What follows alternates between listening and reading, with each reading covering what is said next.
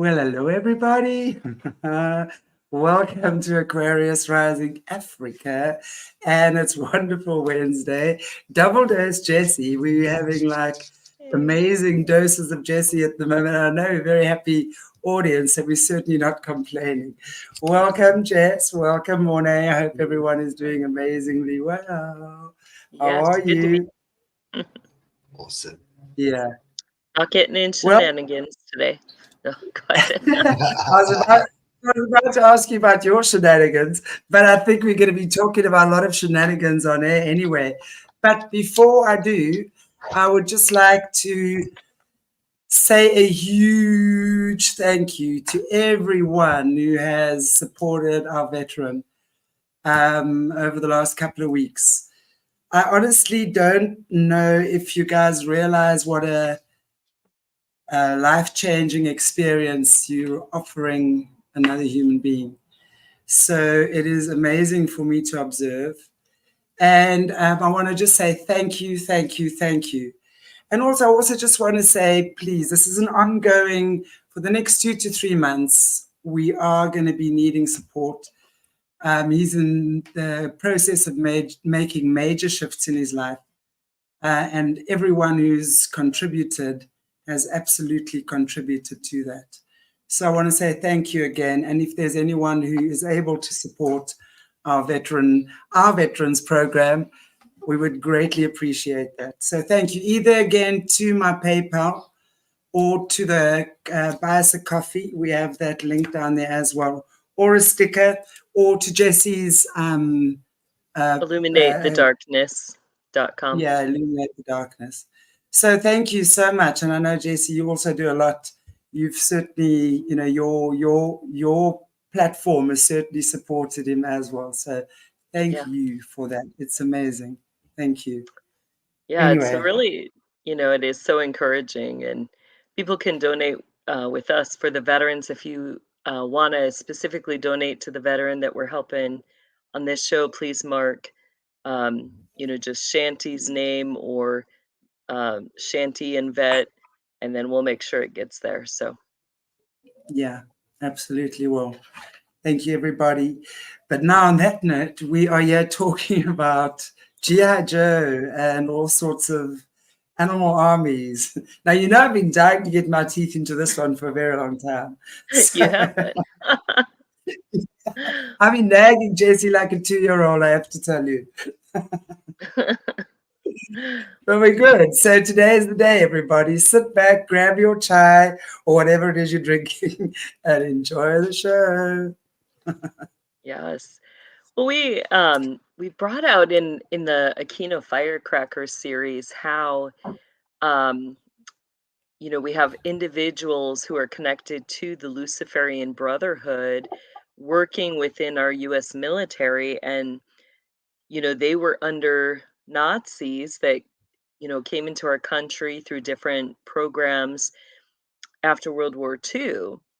And those individuals were continuing to work projects, experiments, and programs with children. And those projects, experiments, and programs also included animals. We're talking about things that, at first glance, they've kind of made some ways to kind of soften ideas that animals can do things too. Throughout the 1980s, you had the space programs, particularly with NASA, that were working with chimps. But beyond that, it was much more vast than that. And I'm not going to talk specifically about the things in my affidavits today, but what I do want to bring out are is the fact that, our US military and some of those individuals were finding ways to make what they were calling reports to, the reports covered incidences, experiences that were happening within these projects, experiments, and programs. Where is that kind of coming from? We've got Michael Aquino making some of his own statements in his book Fire Force, which is a parody. And he makes statements such as this on page 9. He says, as a space intelligence officer of the U.S. Army, I had access to resources at the U.S. Space Command, NORAD, a National Reconnaissance Office, enabling unprecedented precision in space sci-fi, as well as to the libraries of the Central Defense Intelligence Agencies and the National Archives for Dr. Jones' adventures. Accordingly, you will come across much in these pages, which, as fantastic as it sounds at first glance, is quite real. This, too, I feel, is part of the philosophical parody challenge to tantalize the reader's curiosity and discernment. Now, later, he makes a very interesting statement in that is going to kind of tie in today. But he calls, before we get to that statement, I also want to cover that, he calls himself a historian, which is a very specific position within the Department of Defense. And a historian's job is to basically, look at events and write about events and then, work through the challenges, help come up with solutions, or, kind of help navigate that field of what's working, what's not. So, we know that he got others involved. Within his book, he talks about Fury Ackerman. He talks about, um, running ideas, working with Lucasfilms and other film companies. I've brought out other filmmakers that work directly with him, such as Oliver Stone. And, so we know that this is going on. And he says on page 19, "For I did not author it, rather, I observed the events taking place and then recorded what I saw. Simply, I did not create the characters as each of them entered into the story. I merely watched what he or she did in various situations and then recorded these actions. As I spent more and more time with the characters, I grew to know each of them very well, and today count many of them as acquaintances." So, this is what we know has been happening. How did he didn't create the characters, he didn't think them up, neither did Lucasfilm or other, some of these things that we're going to look at today. We're going to look at the GI Joe series, which was pivotal. And what's interesting is that you'll see originally when in the 80s, the GI Joe series had a character and several others, and that character linked and connected it to another cartoon called Planet of the Apes. Now, as a kid going through these programs, you experience different training, different things at different bases. Each of those bases are connected to either classic literature or certain type of books um, that are connected to the training that you experience, so that if you, as a kid, if you start trying to blab, you're like, oh my gosh, like I had these little toy figurines, but they're not toys, they're real. You're and you start talking about apes or other things, like, your parents or adult is going to go, oh, that's Planet of the Apes. This kid has a, vivid imagination. Look, there's even, there's even little characters that were created. These are toys, and they're just acting out the scenes and playing. So it became a way for them to cover some of the vast extent of the programming. Um, I'll tell you that, Planet of the Apes, that programming was very that was connected to the ARC programming, which the ARC we talked about in Fire Force is connected to NORAD base in the Cheyenne Mountains in Colorado. Now you have a secondary base connected to that as well, which is Telluride. So both of those bases were connected with the Planet of the Ape things that would happen. Then you had the Kong series and kind of more of the archaeological focus, and that was distinctly connected to Hollywood, Hollywood, Florida base. Um, so those were the two bases, and in that, let's just take the picture on our cover that comes from, the Planet of the Apes series. But, I will testify that you had many different individuals who were part of the Brotherhood system that were buying, breeding, selling, and trading these animals. Some of those individuals, one we know very well, we've talked about her several times, and that was Oprah Winfrey. You had others that, like in my experience, because the Mothers of Darkness were so connected to the Wisconsin area, we also had Baraboo, the Baraboo area that was connected to supplying, buying, selling, trading. I fully believe, Ellen DeGeneres was big into that.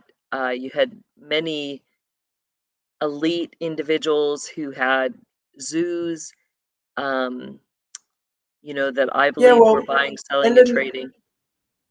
yeah, Ellen DeGeneres, well, at the time, Portia, her girlfriend or wife at the time, bought her this gorilla sanctuary in Rwanda. Hmm. So we know that Rwanda obviously is the home of a lot of gorillas and Yeah. primates. So there's no doubt in my mind that that was most certainly one of the covers. And I know we've spoken about this before Hmm. on the show right in the beginning, and it left me horrified when you were talking about um, just what they do with the gorillas in the system and Hmm. how debauched they get with that. So I mean, Yeah. it's just on another level, right? I mean, this is like, yeah. I'd be It very is. interested, yeah, more about Oprah as well and her shenanigans, because it's not just with the African teenage girls. It's obviously goes a lot deeper than that, right? Hmm. It does. And, so you have both, you've got the supply and chain that, certain brotherhood members that are, breeding and selectively like creating these creatures. And then, at the end of the day, we have to, remember that these animals are being abused. What did I witness? I witnessed that them being put into projects, experiments as well, just like children. They also were part of, the demonic revels, which is going to include rape and sexual exploitation. So some of them were trafficked. Others were used for very specific, whether it was connected to intelligence gathering um, in different areas, but there were different military things that were required of them. Now, what's interesting is that, like I was saying back in the 80s, um, you had the two shows, the G.I. Joe series and the Planet of the Apes series. Initially, there was a character in the G.I. Joe that was a lead gorilla. Um, I can't remember if he was a general or just connected with one of the major generals, and he was on the good side. So when you look at the series, the characters and stuff, it kind of breaks into two groups. And we talked about how Aquino in his book in the Star Wars series, they break everything into the light side and the dark side. So you have that same duality here. You've got the light side, which is connected to General Flag and several other. Let me look here for some of the other generals' names.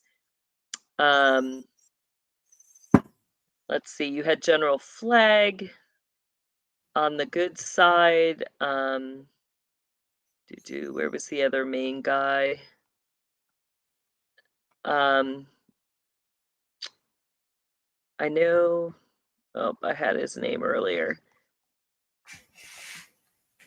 Go ahead if you. I think you can search main GI Joe characters, and some of that list comes up. Some of the main characters that you have are Hawk. You have Duke, Lady J on the good side, Scarlet, Deep Six, Grunt, Leatherneck, Quick Kick, Snow Job,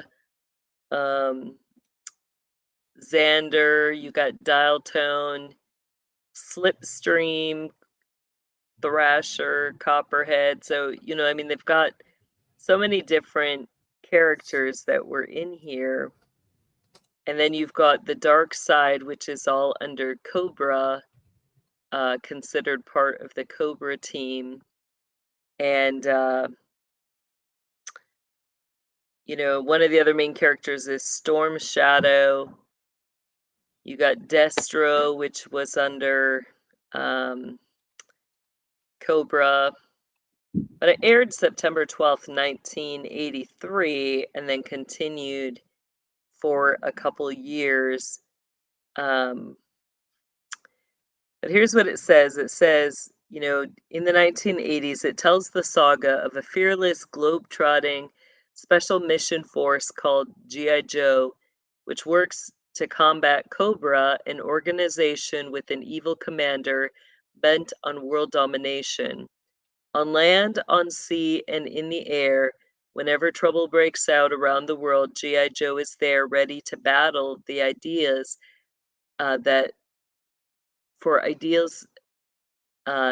and American values. Now, it was created by Hasbro, which also was connected to, I think it's Toei Animation, which is all Japanese. And I can confirm that we did have Japanese, I've talked about world leaders who were involved in the weaponization of the children and animals from other countries. Japan was one of those countries. But here, it's like you think about that time frame, how often are we told that these other places are enemies, that yet they were working within our own U.S. military on projects, experiments, and programs to weaponize children and animals. At the Hollywood, go ahead. I just want to interrupt you. When you're talking about weaponizing animals as well, can you just give us more detail about what exactly that means? You've given us, I know in our previous chats, we've spoken about what they've done to sharks, stuff like that. Is there anything else in terms of animals that they do? We're hearing a lot of stuff like at Area 51, where they're creating these huge big spiders and flies and all sorts of things we're hearing. Is this part of that? And of course, I mean, I know we're going to get further into the gorilla and the primates. I mean, I can just imagine what they do there. So I'm looking forward to hearing about that. I think it's on another different level as well.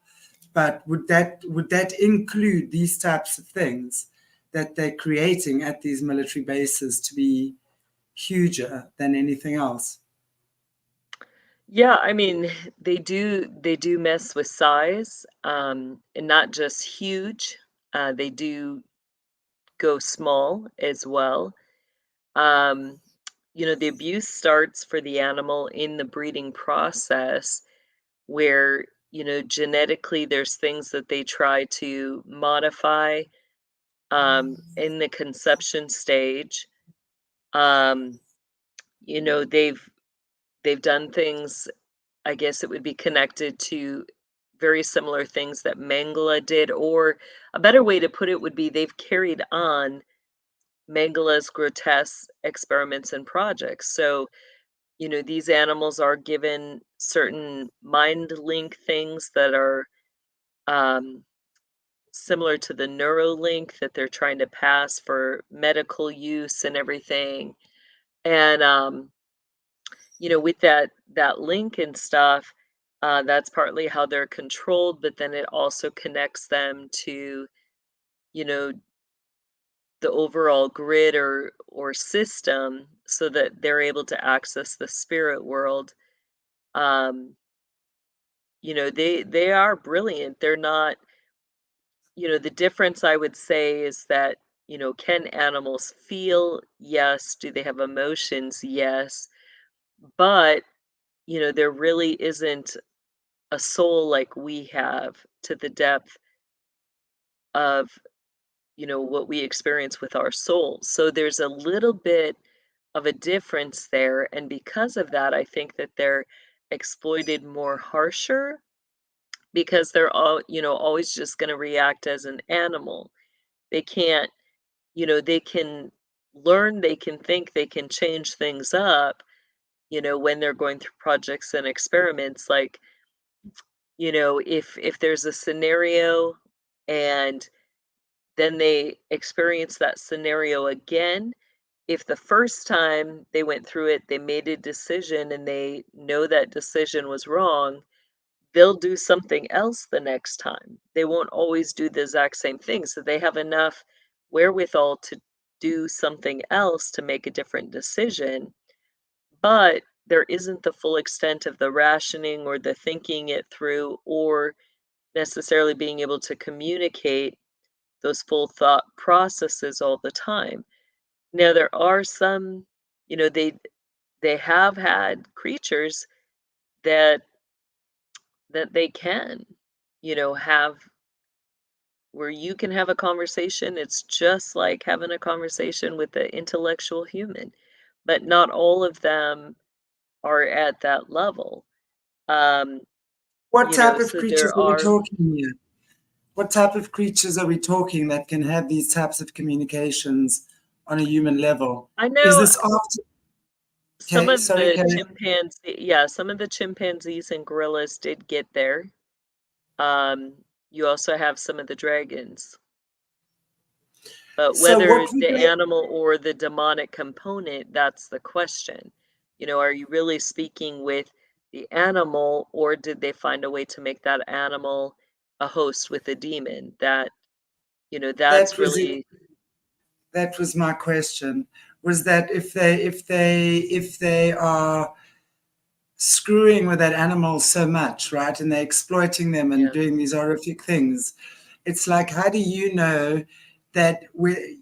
And as an animal communicator, I agree. An animal has a soul and they have consciousness and they mhm, have the ability to feel and all of these things. So yeah, that's not even a question. But again, it's like, what are they doing? It's like they take the kids in the Gateway program, right? The Gateway experience. What are they doing to these children? How are they exploiting these children? And as you say, which just uh, gets my goat even more. It's like, because, mhm, of course, animals would naturally be slightly different in the essence, right, of who they are. right. So they are now exploited more harshly, more cruelly. I don't know. I can imagine they would go a little bit more violent, every time with these sort of things. So it's very interesting. That's why, I'm saying who is really speaking back to you? If an animal is having a conversation like a human, is that really the animal?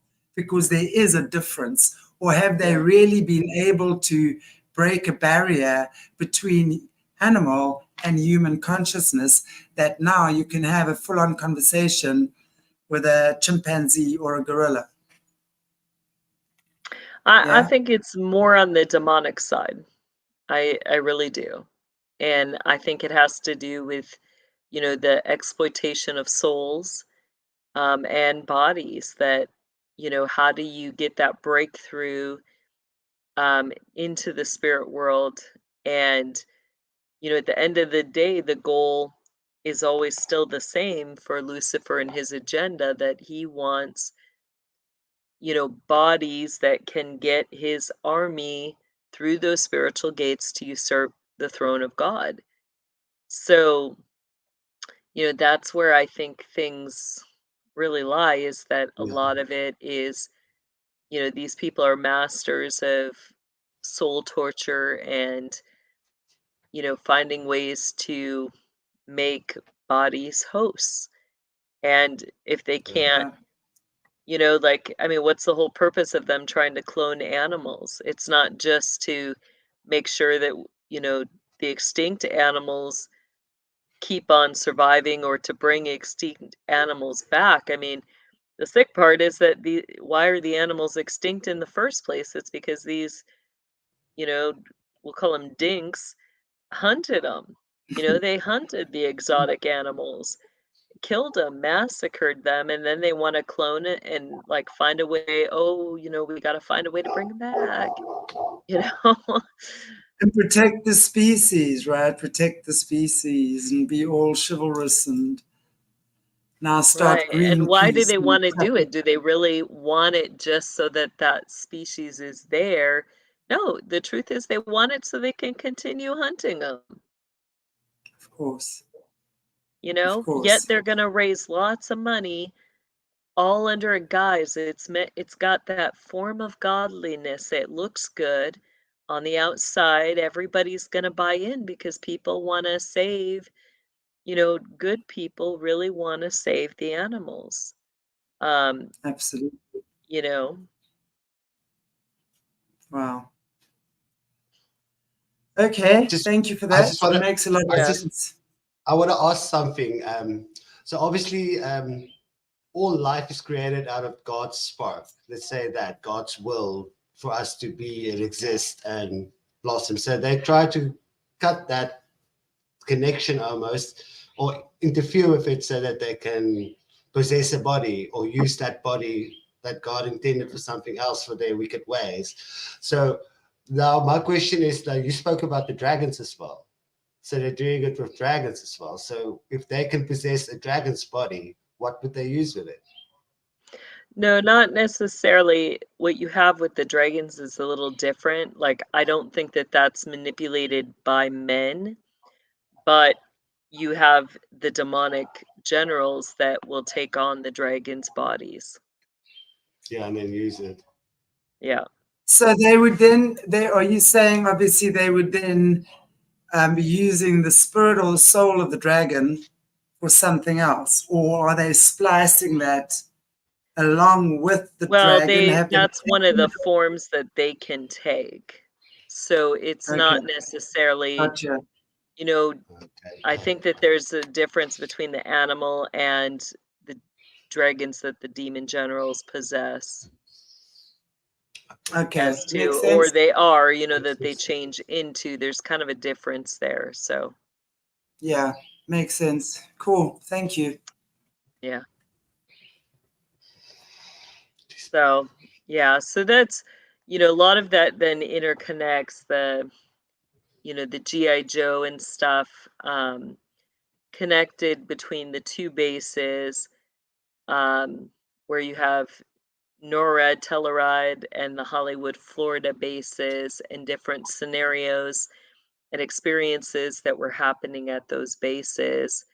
Um, some of it is very reminiscent of the Vietnam era, and that's directly connected to some of the NORAD. I call them simulation rooms, but you have areas on the bases where they intersect with the spirit world.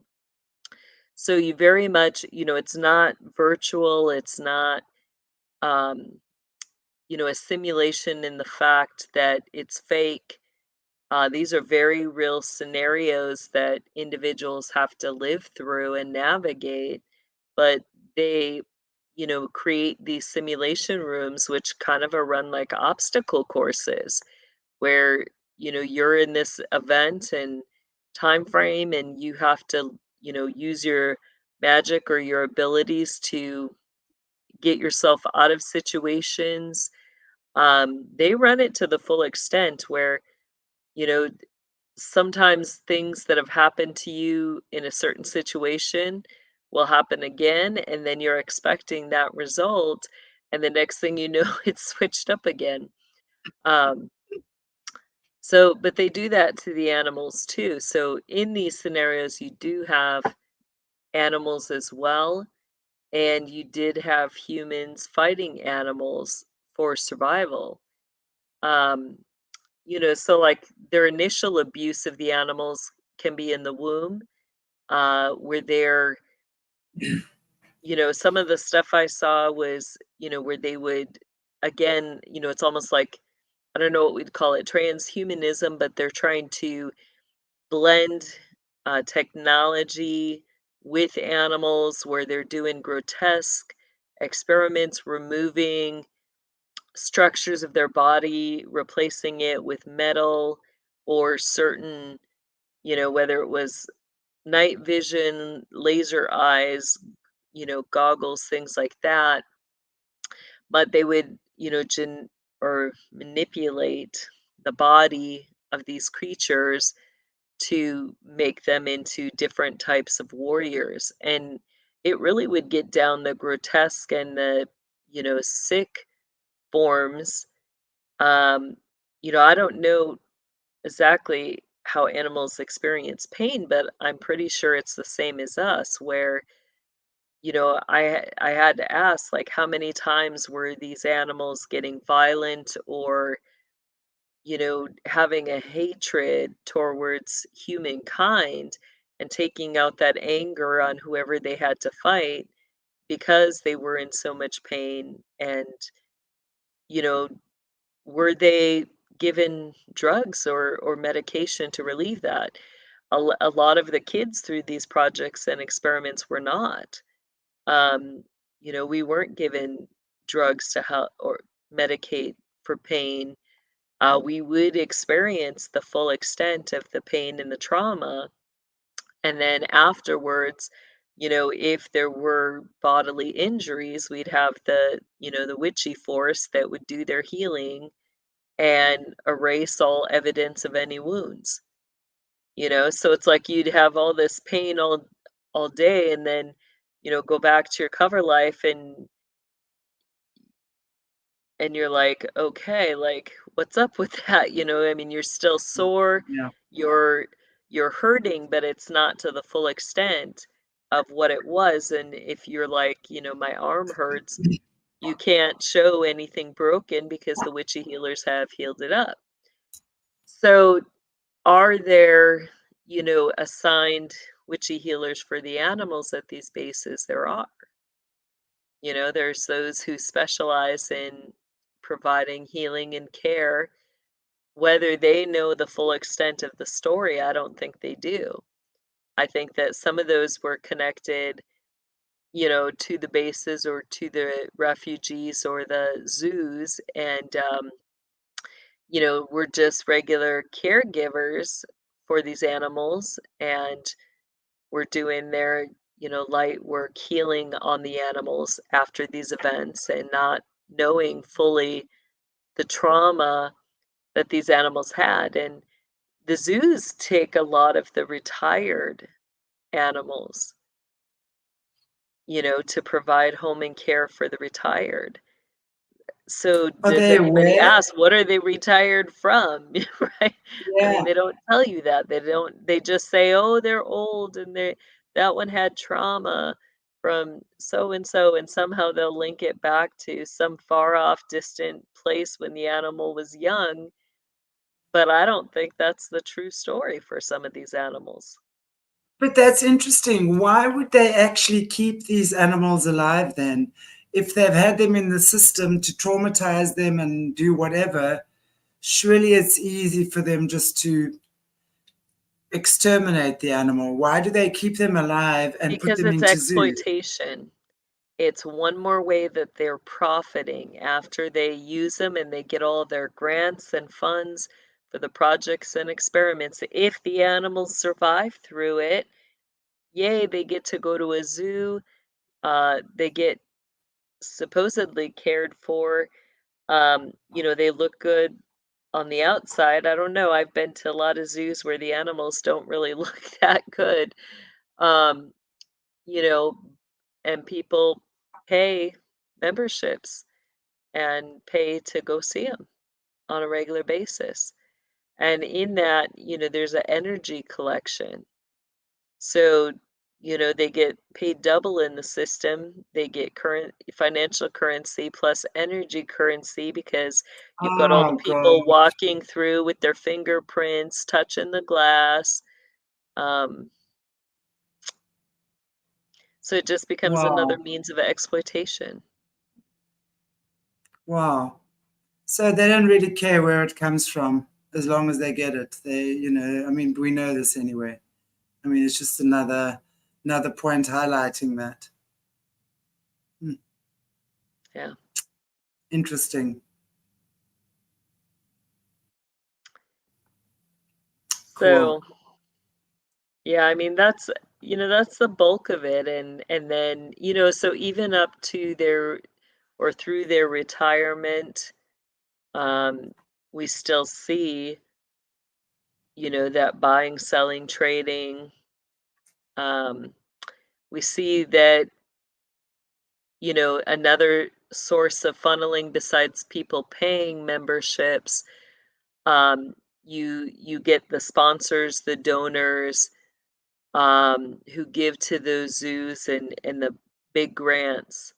So, that's another way that you've got the two sides that are exploiting. You've got the dark side that, you know, even top light side members have been involved in the military exploitation of these animals.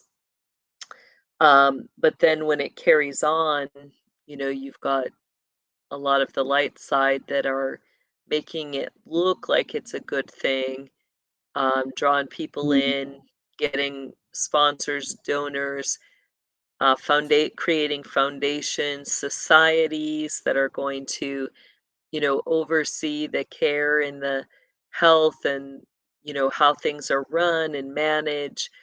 Um, who are a lot of those foundations and societies? The majority of those individuals at the upper levels are going to be connected to the brotherhood. They're going to be connected to the high level priests and priestesses quadrantly who, are overseeing that quadrant, who are collecting different forms of, black market currencies.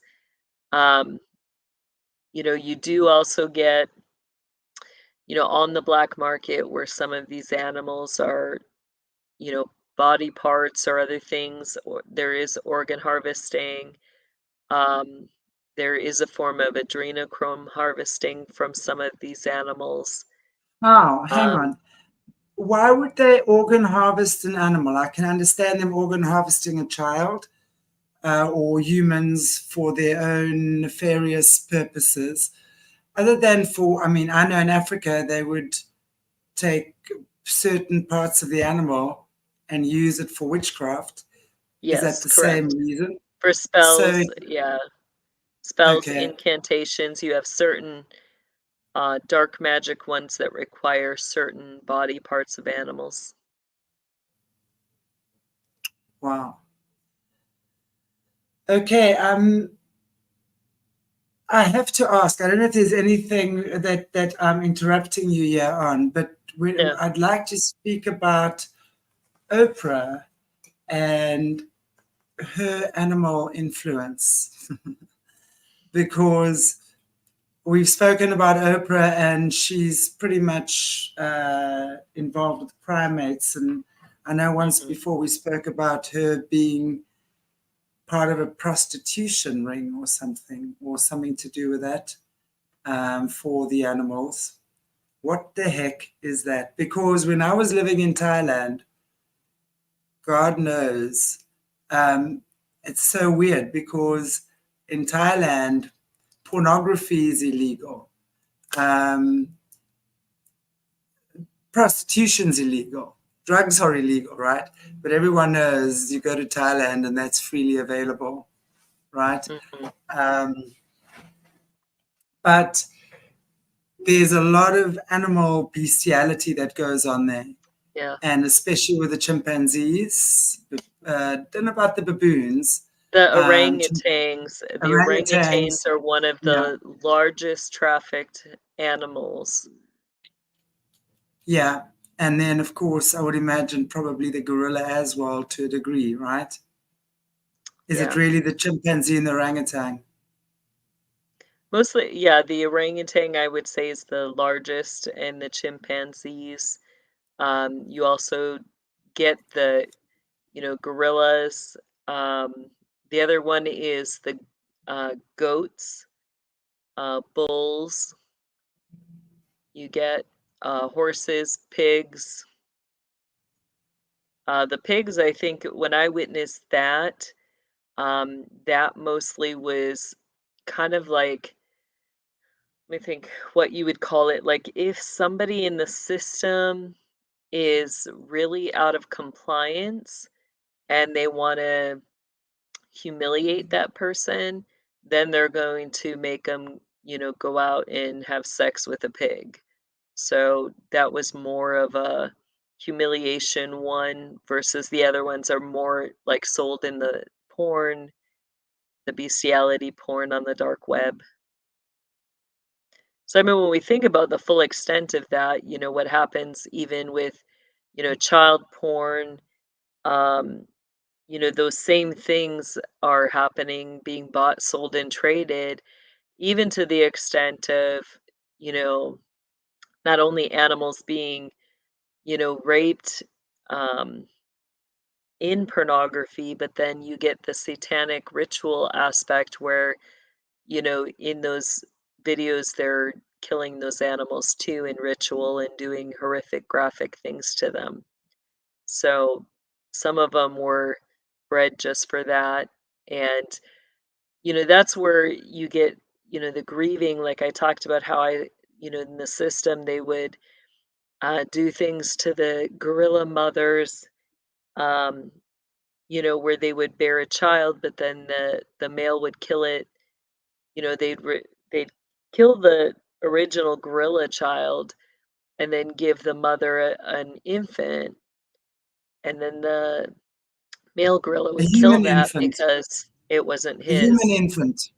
Yeah, and then he'd kill it because it wasn't his. But they grieve just like we do.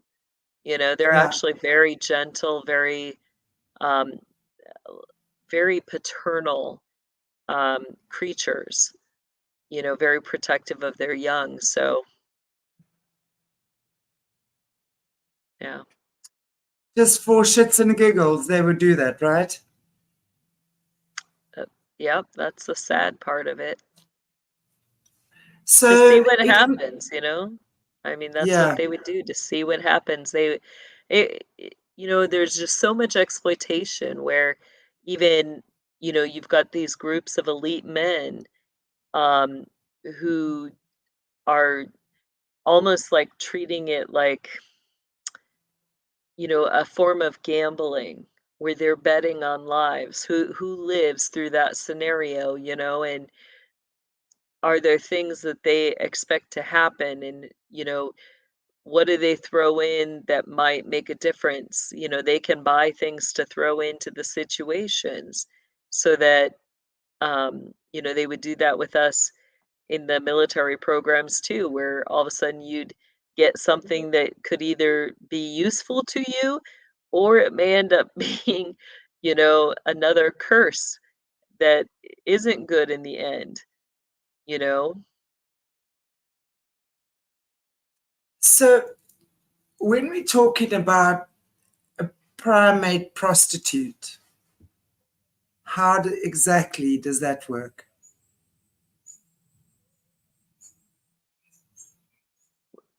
Maybe explain that a little more. If you're talking about some of our primates being prostituted, right? And that they're being, who are they being prostituted to? Who sells them? Who buys them? What's the whole process around that? I mean, I know there's Right. I bestiality. witnessed a lot of that in the US military. So I would, you know, my proposal would be that the US military is one of the biggest suppliers and buyers of animal bestiality and prostitution, but you also have world leaders. You also have elite men and women who, you know, that's part of the rituals that they'll be in or their unique events that they're going to host. You know, look back in history, how many times did certain elites have huge, you know, animal donation events or, you know, huge circus parties? They were big on their circus themes. And with that, you know, their drug use. And when they're on drugs, you know, bestiality was not far off, you know, nor was demonic revels. I mean, you know, they would. So, one of the helpful things would be to look at the open scroll calendar. Let me see if I can quick pull it up here. I can give people um, with the open scroll calendars, satanic holidays. Um, on there, it talks about the different times of year where you're going to see this satanic revels and demonic revels. Satanic revels means that you're going to have sexual orgies that will involve some specific group.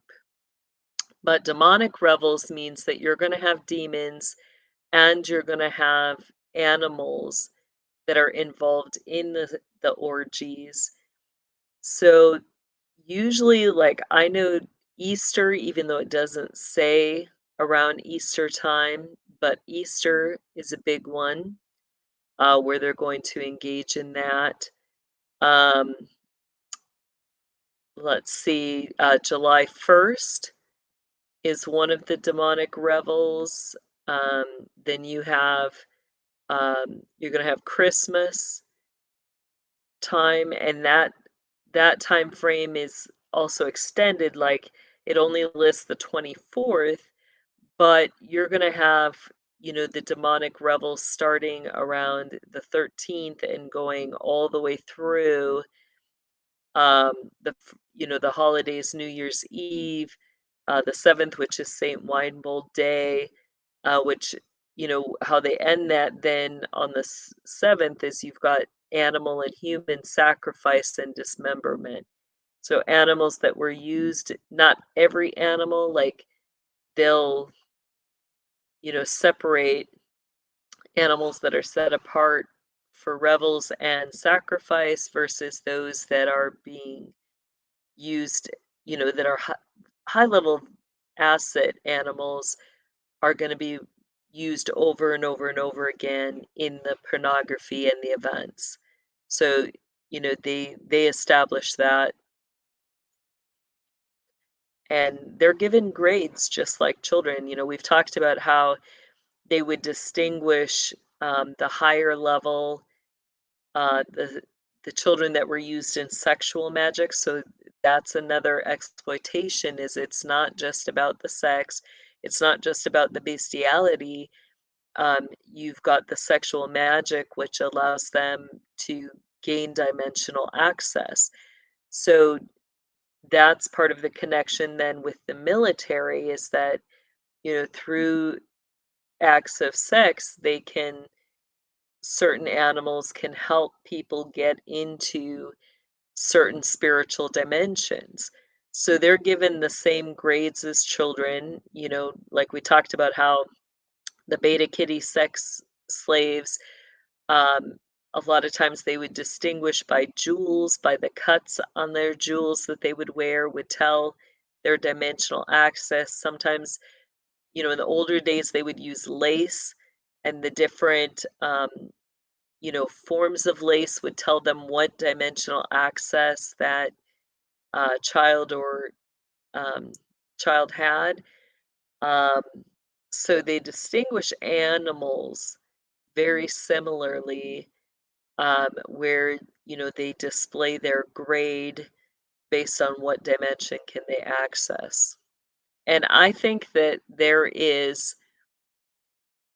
I think that that is connected directly, like their grade is connected directly to their extinction. Like, I think that that's part of their coding process. One of the ways that they code them is by the extinction value, you know, like, which is sad. Quite. This is mind blowing for me. Let me just get this straight. They actually grade animals. They're grading the animals according to how well they can elevate someone to whatever level this person wants to be elevated to. So the Dimensional animal, access, yeah. yeah. So the Yeah. animal is graded according to what the animal can give the human. So they'll have them on display saying, well, there's a grade 1 chimpanzee. And if you have enough sex with that chimpanzee, you can go to Timbuktu. And that's going to give Yep, you you what you can go need. to Mars, you know, that animal will take you, can go to Mars. That animal can take you, but remember, Mars is where? Mars is under Area 51. It's a Yeah. secret city. So, you know, some of these animals are well trained. You want to go to Mars, you're going to, you know, have sex with the chimp that can get you there, you know, quickly. And not only that, he can give So, you a tour of it. so you're going to pay Oprah, for example. Let's say Oprah's got 10 chimps. So I want to go to Mars. So I'm going to go to Oprah and say, okay, I want to go to Mars. Can I pay you $100,000 to have sex with your chimp so I can go to Mars? Right? Is that pretty much what we're talking here? Does I that mean, that's what happen? we're talking. I don't think that that's how they do it. You know, I But think kind that of. how they would do it is they'd have the conversation like, you know, boy, I'm really interested in space, and I hear NASA has these amazing programs and that they even have chimps involved in those programs. And then you're going to have Oprah who's going to be like, I know a guy who knows a guy. Let me see if I can connect you to that guy. And that's how it's going to go about, And you that's know? our space travel. That's what our space travel actually is. Having sex with primates to take you to Mars. And then to top it off, I mean, they're going to profit to the full extent. So she's going to let the world know, you know, she's going to have this topical thing on her shows that's going to be like, you know, our US has this program, you know, and this is all that they can do. Well, what is she doing? She's advertising.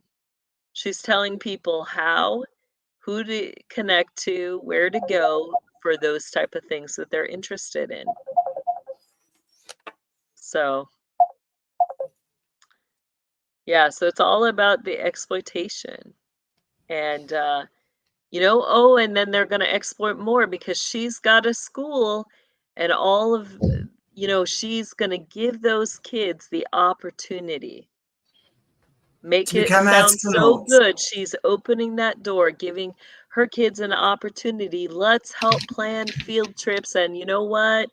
Oprah's going to be like, I'm going to pay for those children to have the experience. And everybody's applauding. Oh, that's wonderful. We want to help. We want to give money too. We want the kids to have the experience. I mean, these people are sick. Very, very Then sick. then she goes farther. I mean, she went farther. you know, I don't know if I can bring it all out on here, but I mean, she went farther, you know, where then they started promoting, oh no, we need to make sure every child's safe. Who does she do that with? You know, our so-called, I don't even know what to call him at this point, you know what, I know what to call him because I think he's a faker. I really think, you know, who's standing in that place of our office of Hmm. president is, you know, my favorite guess is it's Osama bin Laden. So we'll call him Osama. So, you know, what did Oprah do next? She goes to Osama and she says, we've got a problem, you know, a problem. You know, children like me and others started speaking out and, oh, we have a problem. We got to make sure that we find a way to solve that problem so the, you know, hierarchy kids in these programs aren't speaking out or talking about what's happening with the animals or the projects or the experiments or the programs. How can we safeguard that? Somebody had the bright idea, you know, well, let's make an act of protection. We're going to protect our children. You know, therefore, all organizations, whether schools, churches, they're going to have to fill out forms if they want to volunteer with children. And that way, we'll make sure no pedophiles are sneaking in, pedophiles outside the system. You know, we're going to make sure nobody's hurting our children and create these safe environments. Well, what have they really just done? You know, who are they letting in the door? They're letting in more brotherhood people who are going to keep to the code of silence. And when those kids start to try to talk, they're going to be like, oh, those are just fairy tales. That's from a book. You know, that's just your imagination. And they're going to silence the kids Mm. and the animals. Well, not for very long, because as long as we continue to talk about these things, they can't silence us anymore. I mean, this is beyond depraved. I really can't Yeah. even begin. I know we've spoken about it before, but every time we get onto these conversations, I gotta tell you, my stomach just turns one more time. But I see we're just about on an hour. Um, we're gonna have solutions. Is there anything else before I actually put my foot in my mouth? Let me just ask you, Jess, is there anything else from your side that you wanted to just Well, continue y- on this one with? not continue on this one, but you know, since we're talking about kind of the depravity of it, you know, there's so many of us that have had situations in our lives that, you know, just leave us in that place where we're feeling broken. So I just want to encourage people that, you know, the Lord is directing and doing stuff to bring about that healing and Mm. to help people come forward with their testimonies. I've got another beautifully adorned workshop coming up in Austin, Texas. So I encourage people to go to my website, kingdomlivingwithjessie.com, to see that.